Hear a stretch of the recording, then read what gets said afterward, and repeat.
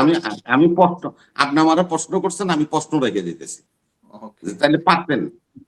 শুনেন, বাংলাদেশে প্রথম একজন মানুষ এই মহান জাতীয় সংসদে দাঁড়ায়া এই বিডিআর কিলিং নিয়ে প্রশ্ন তুলেছিলেন, তার নাম মরহুম বেগম খালেদা জিয়া।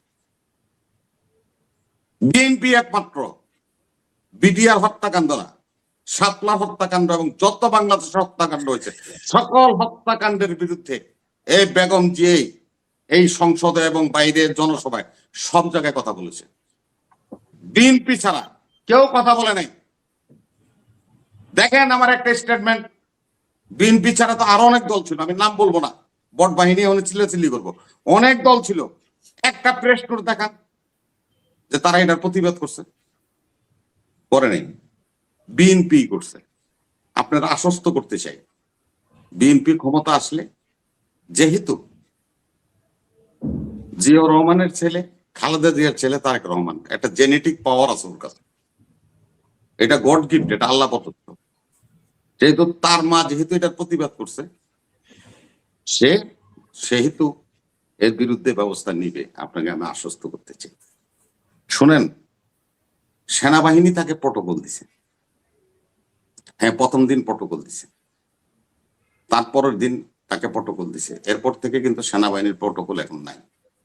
সেনাবাহিনীও জানতো, আমাদের বাহিনী জানতো, সরকারও জানতো যে তারেক রহমান সাহেবের দেশে ফিরলে তার একটা থ্রেট আছে, তার জীবন শঙ্কার মধ্যে আছে, সেহেতু তাকে একটা ওয়াইল্ড প্রোটেকশন দেওয়া প্রয়োজন ছিল বলে সরকার দিছে। পরবর্তীতে কিন্তু এই সুবিধাটা এখন উনি নেন না। আপনারা দেখেন ওনার বাসার থেকে বের হয়ে হাইটা উনি বসে চলে যায়, ওনার গাড়িটা সিঙ্গেল ওনার অফিসে চলে যায়, উনি কিন্তু আর কখনো প্রোটোকল নেয় না। এটাতে জেলাস হওয়ার কোনো কারণ নেই। কেন দিবে, কেন দিবে না? এই যে জেলাস ফিল করতেছে বিভিন্ন রাজনৈতিক দল, বিভিন্ন বোদ্ধারা, তাদের উদ্দেশ্যে আমি বলতেছি, এই সরকার কেন এই পিলখানা হত্যাকাণ্ডের বিচারের সরকার কেন করলো না? আপনি এখন বিএনপির কাহিনী বলতেছেন, আপনার সাথে ফুললি এগ্রিড, বেগুলো আছে। আমি সরকারের কথা বলবো না, পাবেন সরকারের কথা আপনারা বলবেন, আমি সরকারে নাই তো। সরকার আছে আর 11 দিন, আমি 11 দিনের সরকারের কাছে কি চাবো ভাই? আপনাকে যদি আল্লাহ এত বড় অফিসার হচ্ছেন, এখন এই জ্ঞানটা নাই, 11 দিনের সরকারের কাছে কোন বিচার করবো না কেন ভাই? এগুলি বাচ্চা বাদ কথা, এগুলি বলেন না, আমি বলিনি, আমারটা শেষ করতে নিচ্ছি আমি। বলেন, সরকার পাবলিশ করলো না কেন? এখনো পাবলিশ করতে তো তার কোনো অসুবিধা নাই। এটা করে নাই, তারা ভুল করছে, তারা অন্যায় করছে, সেটা তাদের ব্যাপার। আমরা সেটাই বলছি যে সে পারছে না, আমরা আশ্বস্ত করতে চাই যে এই ধরনের কিলিং বাংলাদেশ হয়েছে, যত গুম হয়েছে, হত্যা হয়েছে, আমরা যদি আল্লাহ রহমত করে আসতে পারি, আমরা এগুলি সব বেগম খালেদা জিয়া বলছিলেন। রবি ভাই, আপনি বললেন আশ্বস্ত হইলাম, কিন্তু এটা যদি তারেক রহমান বলতো তাহলে তারেক রহমান বলবে না, এটা পলিসি ম্যাটার। আগেই বলবে না, 10টা ভোট কমতেও পারে, 10টা ভোট বাড়তেও পারে, বা এগুলি পলিসি ম্যাটার আছে, এগুলি এইভাবে বলবো না। যখন আমি থাকবো তখন এই পলিসিতে আপনাদের 20টা ভোট কমবে আর কি, আপনি 10টা হিসাব করতেছেন। আমার 10টা কমো, 20টা কমো, 50টা আমি প্লাস হই মাইনাস হই, আমি ওটা না, আমি বলছি যে এগুলি আমাদের, আমরা সরকারে নাই, আমরা এই সমস্ত ফালতু কথা বলতে রাজি না। আমাদের পলিসি ম্যাটার আছে, আমরা পলিসি ম্যাটার, আমরা যদি আল্লাহ রহমত করে আসি। বলছিলেন যে সরকার ঠিকমতো চলতেছে, এই জন্য এই কোশ্চেনটা করছিলাম ভাই। হ্যাঁ, সরকার একদম সম্পূর্ণভাবে সঠিকভাবে চলতেছে। মুস্তাফিজের নেয় নাই, বিশ্বকাপ বাদ করে দিছি, এত বড় সাহস হেডাম দেয় না সরকার, আমি আমার জীবনে দেখিনি ভাই। তত করে লাভ নেই। শুনেন, আপনাকে আমি একটা কথা বলি, না শুনেন, এই সেনাবাহিনী, শুনেন, আরে ভাই বিডিআর একটা প্রকাশ করবে আছে 11 দিন, মেয়ে শুক্রে 7 দিন, কি প্রকাশ করবে? 2 মাস তো হয়ে গেছে, 2 মাস তো হয়ে গেছে, 1 মাস 20 দিন হয়ে গেছে ভাই। উনি প্রকাশ করলো না করলো, এটা একটা প্রকাশিত হবে, এটা সময় মতো হবে। শেষ করব অনুষ্ঠান প্লিজ। শুনেন, বলছিল বেগম জিয়াও বলছিল, আমাদের এই যে শহীদ সালাউদ্দিন কাদের চৌধুরী বলছিল যে আমি মরে যাই তাতে অসুবিধা নেই, বেগম জিয়া বলছিল আমি থাকবো না, কিন্তু যে ট্রাইব্যুনাল হাসিনা বানাইছে এই ট্রাইব্যুনালটা অব্যাহত থাকবে। আল্লাহর রহমতের ট্রাইব্যুনাল অব্যাহত আছে। আগামীতে অনেক রতি মহারথীদের যারা এখনো বিহাইন্ড দ্য সিন, পদ্মার অন্তরালে আছেন, তাদেরকেও সম্মুখে দেখবেন সময় হয়ে গেলে। সেনাবাহিনী যে কাজটা করেছে সেটা নিয়ে আমাদের প্রশ্ন আছে। আপনাদের মনে যেমন প্রশ্ন আছে, আপনাকে পিএনজি করছে, আমাদের মনেও প্রশ্ন আছে। আমাদের মনে প্রশ্ন এই জন্যই আছে, শহীদ জিয়াউর রহমান এই সেনাবাহিনীকে রিফর্ম করছিল। সেনাবাহিনীকে আজকে এই জায়গায় নিয়ে আসার জন্য তার অবদান আছে, এটা স্বীকার করার কোনো কাজ নেই। সেই সেনা পরিবারের সদস্য হওয়ার পরে তারই সন্তানরে সেনাবাহিনী নিয়ে পিটাইছে। এই সেনা পরিবারের সদস্য হইয়া বেগম জিয়া তার স্বামীর বাড়িতে থাকতেন, সে বাড়ি ভাঙা টুকরা টুকরা করে দেওয়া হয়েছে। গার্ড ধরে একজন মহিলা মানুষকে তার বাড়ি থেকে 1 বছরে বাইর করে দিয়েছে। এগুলো কিন্তু আমাদের খেয়াল আছে, আমরা নোট করে রাখছি। সময় এবং সুযোগ হলে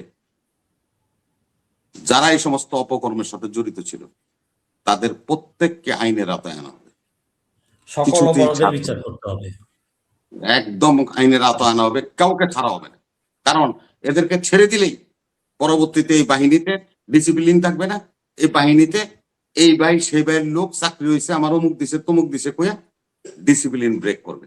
অত ডিসিপ্লিন ওয়াইজ একটা বাহিনীকে তৈরি করার জন্য রিফর্ম যা করার দরকার সব করব। যারা এই সমস্ত অপরাধের সাথে জড়িত ছিল বিগত দিনে 17 বছর হাসিনার সাথে হাত মিলে তার বাহিনীতে যারা চাকরি করেছেন বা এখনো করছেন, সবাইকে রেড অ্যালার্মিং জানাই দিলাম। ইনশাল্লাহ ট্রাইব্যুনাল আছে, আপনারাও তালিকা আমাদের কাছে আছে। যদি আল্লাহ রহমত করে আপনারা যে পদ্মার অন্তরালে যারা আছেন তাদেরকে জনগণ দেখবে। এখন দেন না যে 15 জন না 13 জন নিয়ে আসে, আরেকটা প্রশ্ন করি দেখে আপনাদের বিএনপি ক্ষমতায় আসতেছে। না একটা প্রশ্ন করি। না আপনারা বাড়তি কথা বলেন, বিএনপি ক্ষমতা আসছে। আরে ভাই আপনি হলো আপনি আচ্ছা আজিজ ভাই কোন এই আপনারা যে একটা জরিপ বাইর করলেন, এটা নাউজুবিল্লাহ, এটা তো ভালো না। এগুলি বিশ্বাস করলে ইমান নষ্ট হয়। 33% হলো জামাতের, আপনার এই 10% হলো এনসিপি, তো কত হলো? 43% হলো। আবার ইসলামী ঐক্য জোটের হলো 5%, কত হলো? 48 হলো। মামুন হলো 5%, তাহলে কত হলো? 53% হলো না? 48 আর 5-এ 8 5 13 ভাই 53। অঙ্কে ভাই আমার লেটার মার্ক ছিল 53।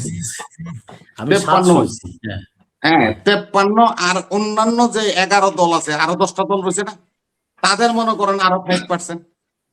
53 আর 5-এ কত? 58% ভোট অলরেডি এখন 11 দলীয় জোটে। বিএনপির ভোট হলো 34 আর এদের হলো 58% ভোট তাদের জোটে। তো 58% ভোট যাদের হয় জোটের, তারা তো অটোমেটিকলি গভর্নমেন্ট ফর্ম করছে। আজকে যে চরমনায় যায় নাই সেটার ব্যাখ্যাটা জানেন? চরমনায়ের পীর সাহেব স্বরাষ্ট্র মন্ত্রণালয় চাইছিল, আর হলো তার বড় ভাই পররাষ্ট্র মন্ত্রণালয় চাইছিল। কর্নেল উলি আহমেদ আর নাহিদে এটা বিরোধিতা করছে, বলে না আপনার এই দুইটা দেওয়া যাবো না, এর লেগে এরা জোটের তে বেরিয়ে গেছে। এটা তো গভর্নমেন্ট ফর্ম করতেছে আজকে, যে এটা গভর্নমেন্ট ফর্ম করার জন্য তারা করছে। কারে কোন মন্ত্রণালয়? এটা তো অরিটর কিছু নেই। নির্বাচন হওয়ার আগেই এত মন্ত্রণালয় ভাগাভাগি, তাইলে নির্বাচন হলে পরে আমার কি একটা হবে? কোশ্চেন ছিল আপনার কাছে। বলেন।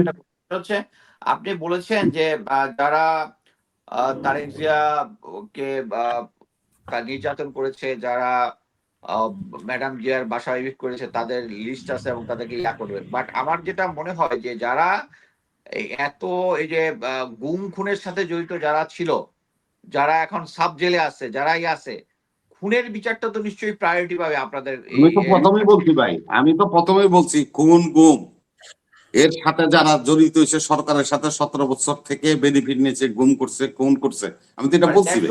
খালেদা জিয়ার বাড়ি ভাঙছে, তার পোলার মাজা ভাঙছে, এগুলিও বলছি আমি, সবগুলি বলছি তো ভাই। আমি সবকিছু বলছি, এই যে এগুলি সবগুলিকে তারপরে বলছি আমি। না আপনার জ্ঞাতার্থে বলছি, তারপর আমি বলছি যে এইটার এই যে 15 জনের আনে, এটা আপনারা দেখতেছেন। পদ্মার অন্তরালে যারা আছে তাদেরকে দেখেন নাই। ইনশাল্লাহ আমরা যদি ক্ষমতা আসি, অন্তরালে যারা আছে তাদেরকেও ট্রাইব্যুনাল এনে জাতির কাছে উপস্থাপন করি। অসংখ্য ধন্যবাদ মনির ইসলাম রবি ভাই, লেফটেন্যান্ট কর্নেল মুস্তাফিজ ভাই। আপনাদের নিচে আর কোনো প্রশ্ন আছে মুস্তাফিজ ভাই? না, থ্যাংক ইউ। জি, লেফটেন্যান্ট কর্নেল ফেরদৌস আজিজ, আপনার আর কোনো প্রশ্ন? না, থ্যাংক ইউ, ধন্যবাদ। অসংখ্য ধন্যবাদ মনির ইসলাম রবি, আপনার নিচে কোনো প্রশ্ন নাই আর। সবার সব বিচার অবশ্যই হবে, মানে সেই যেই দলে আসুক না কেন, এবং জনগণও আছে সাথে, জনগণ যেরকম শেখ হাসিনার বিচার করছে তেমনি সব বিচার করবে। আমরা শেষ করব, সবাইকে ধন্যবাদ আমাদের সাথে থাকার জন্য এবং আমাদের পরবর্তী অনুষ্ঠান দেখার আমন্ত্রণ জানিয়ে এখানে শেষ করবো। সবাই ভালো